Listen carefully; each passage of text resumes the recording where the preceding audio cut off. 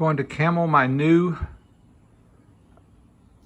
cooler from Walmart, the lifetime 55 quart high performance cooler. I took it out last weekend. It lasted 4 days, and I used gallon milk jugs where I froze the water, put 2 in there. The jugs didn't melt within the 4 days, but it stayed cool in the cooler to where my milk was still cold on the 4th day.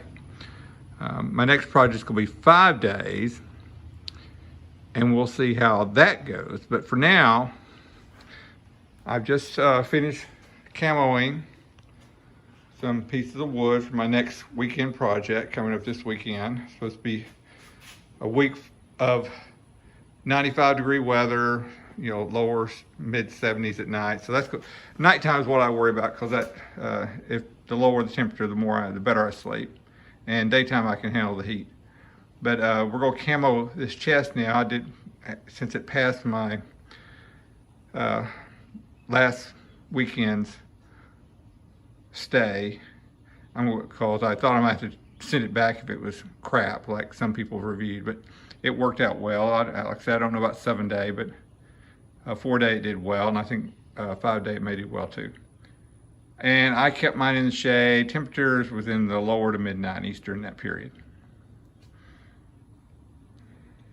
Finished camoing the ice chest. I think it looks excellent.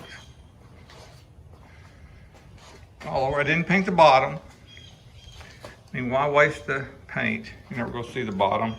Well, you might, but who wants to?